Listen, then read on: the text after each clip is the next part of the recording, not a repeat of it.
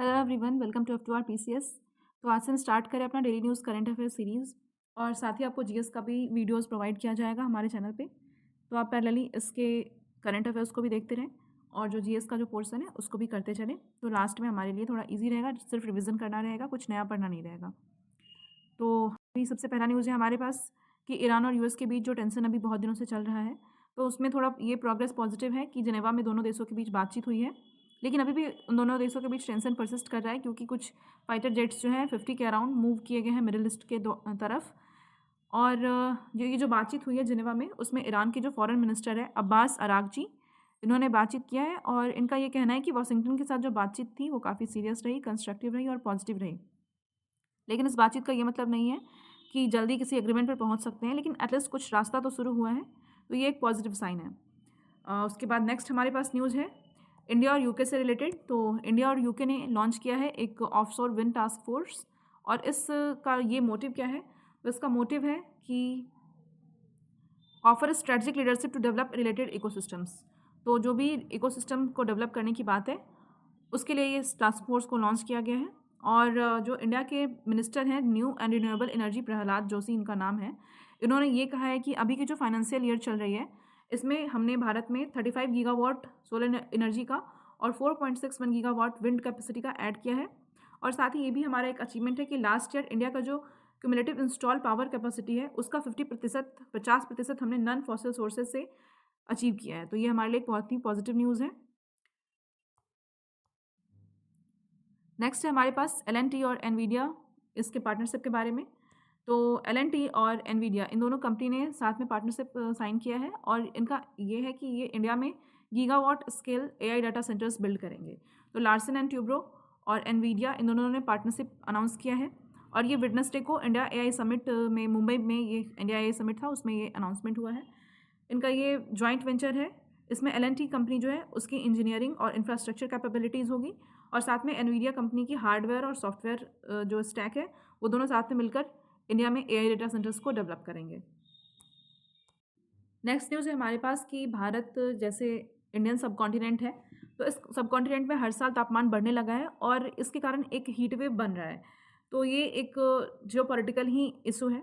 इसके अलावा भारत जो है वो शाहपुर कंडी डैम जो है वो लंबे समय से ये अटका हुआ था। तो अभी जब ये डैम चालू हो गया है तो इसके बाद भारत पाकिस्तान में जो रावी नदी की जो सरप्लस पानी जा रही थी उसको रोकने की तैयारी कर रहा है। हमने लास्ट ईयर देखा था पाकिस्तान के साथ जब हमारी टेंशन बढ़ी थी लास्ट ईयर अप्रैल और मई के दौरान, उसके बाद जो इंडस वाटर ट्रीटी है उसको भी सस्पेंड कर दिया गया था। तो अभी वही शाहपुर कंडी डैम जो है ये चालू हो जाएगा। उसके बाद रावी नदी का जो सरप्लस पानी है वो पाकिस्तान में जाने से रोकने की तैयारी चल रही है।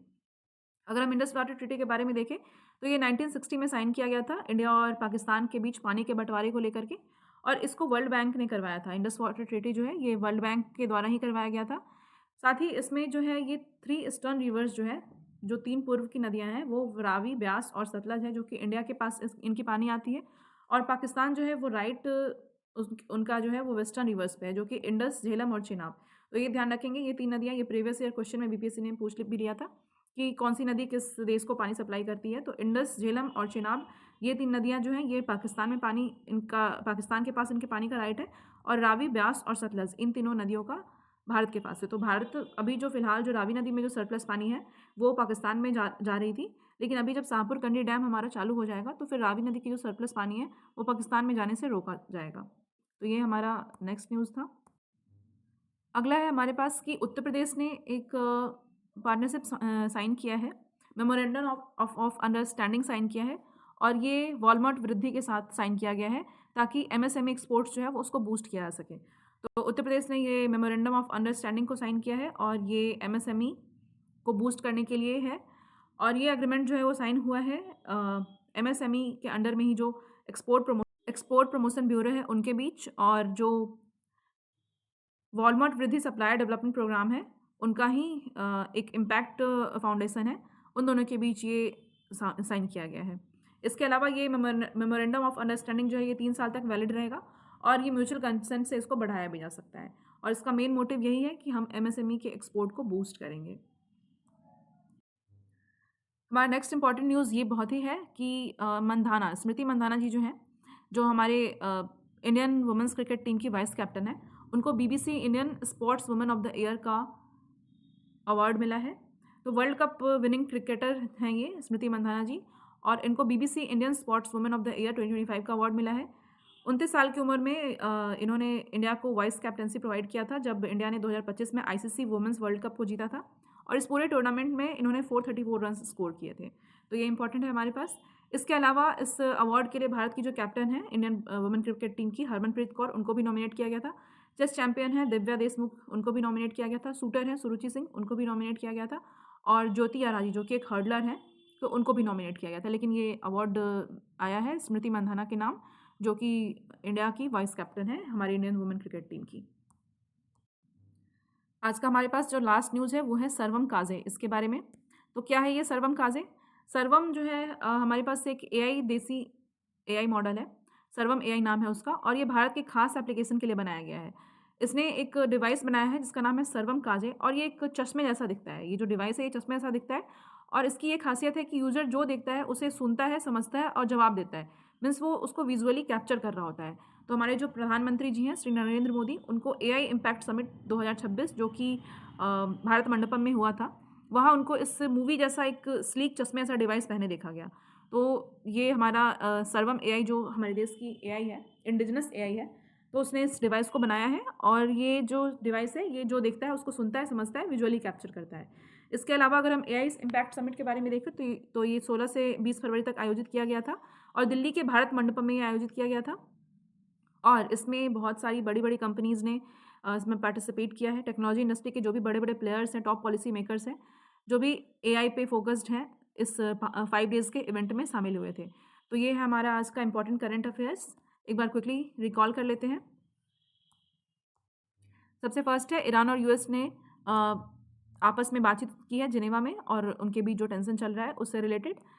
नेक्स्ट हमारे पास इम्पॉर्टेंट है जो आज हमने देखा है अभी, कि इंडिया और यूके ने मिलकर ऑफशोर विंड टास्क फोर्स को लॉन्च किया है, और इसका मोटिव है इकोसिस्टम्स जो भी रिलेटेड है उनको डेवलप करना। उसके बाद नेक्स्ट है हमारा कि एल&टी, लार्सन एंड ट्यूब्रो और एनवीडिया, इन दोनों ने पार्टनरशिप में एआई डाटा सेंटर्स को बिल्ड करने का प्लान किया है। और फिर नेक्स्ट हमारे पास इंडस वाटर ट्रीटी से रिलेटेड है कि एक ड्राई समर जो है वो पाकिस्तान को हिट करेगा, एक हीट वेव जैसा कंडीशन डेवलप होगा, और जैसे जैसे सब कॉन्टिनेंट में टेम्परेचर हर साल बढ़ रहा है, ये एक जियोपॉलिटिकल टेंशन की बात है। इसके अलावा भारत और पाकिस्तान के बीच 1960 में जो इंडस वाटर ट्रीटी हुई थी उसके बारे में भी हमने देखा है। रिसेंटली उसको सस्पेंड कर दिया गया है, लेकिन अभी जो ईस्टर्न 3 रिवर्स हैं जो कि रावी, ब्यास और सतलज हैं, उनकी नदियाँ भारत के उन नदियों का पानी भारत को मिलता है, और जो वेस्टर्न रिवर्स है इंडस, झेलम और चिनाब, उन नदियों का पानी पाकिस्तान को मिलता है। नेक्स्ट है हमारे पास यूपी जो है उसने वॉलमार्ट वृद्धि के साथ पार्टनरशिप किया है टू बूस्ट एमएसएमई एक्सपोर्ट्स। और हमारे पास अगला न्यूज़ था स्मृति मंदाना जी जो कि इंडियन वुमेन क्रिकेट टीम की वाइस कैप्टन है, इनको BBC Indian sports women of the year के लिए अवार्ड मिला है, और इन्होंने 434 रन्स बनाए थे आईसीसी वुमेंस वर्ल्ड कप में, जिसमें इंडियन टीम जीती थी। और लास्ट में एक सर्वम काजे, एक इंडिजिनस ग्लास है जो कि सर्वम एआई के द्वारा डेवलप किया गया है, और पीएम मोदी ने इस ग्लास को एआई इम्पैक्ट समिट 2026 में पहना था। तो ये हमारा आज का इंपॉर्टेंट करंट अफेयर्स है। अगर आपको इसका पीडीएफ चाहिए तो आप हमारे टेलीग्राम चैनल से इसको डाउनलोड कर सकते हैं। अगर आपको वीडियो पसंद आया हो तो प्लीज़ इसको लाइक करें, जिनको भी ज़रूरत है उन तक इस वीडियो को शेयर करें, हमारे चैनल को सब्सक्राइब करें, एंड थैंक्स फॉर वॉचिंग।